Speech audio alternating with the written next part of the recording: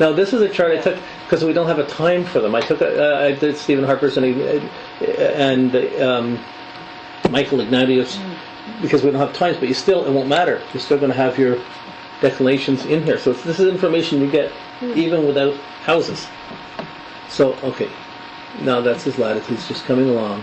But when you put them to declinations, you see them like this. They're in this way because it's across the zodiac is put like this, and it's on a bigger angle when you look from the equator, from where it is. So, okay. Now, he only has, this is his chart, he has only two Out of bounds. he has two out of bounds. He has two parallels, one parallel, Mars, Venus, and one contra-parallel, Saturn, Pluto. Okay, so if we come to this, in his chart, he has the Sun squared Aquarius, squared his moon in Aquarius, opposed by Uranus. The Sun's opposed by Neptune. The Moon's opposed by Uranus. So he has this huge, it's almost a T-square, but it's a little out of orb. But it's still, the Neptune comes in and hits the Sun. And because we don't know the time, it may or may not hit the Moon. But he still has his Sun is really highly afflicted in fixed signs. He's who he is. I mean, look, he's never got a majority things, but he's run the country. He found that position in a way nobody's ever managed to do before. No, so for better or worse, but he has his own belief systems. But he has the Sun opposed Neptune, and square Sun. So when he goes by instincts, his personal life, he's a little spacey. Okay, or fanatical or beliefs. He has his fundamentalistic belief. Now that's just from his natal chart, and from the parallel declinations, nothing's happening that's affecting that. Okay. Now we look at his Mars. His Mars squares Mercury, opposes Saturn. It's a very serious, smart but serious or cautious Mars, Mercury, Saturn.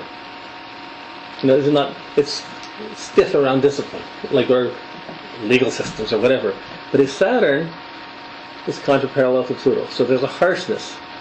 Like Diana had this, there's a harshness of his relationship to authority. Is he pushing the limit? Is he going too far? He's put a country that's never really been in, well, we've been in a few wars, but not as aggressors. Put us into wars. And it's not, whoops.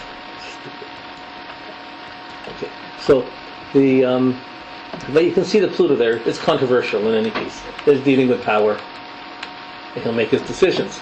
But the Mars and Venus, they're not an aspect to each other. The Venus seems, look, his sextiles Mercury, that looks like just nice Venus. Trines the Moon, no big sweat with it. It's parallel to Mars. Okay, so it makes it like the Venus and Mars like a conjunction. I want something, I go for it. Bet you won't do that, watch me.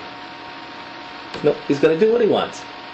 But he's going to be very intolerant when he doesn't get what he wants. Venus is like that. If I can't get what I want, no one's going to have it. No, so what this does is it just pulls the two together in an intensity.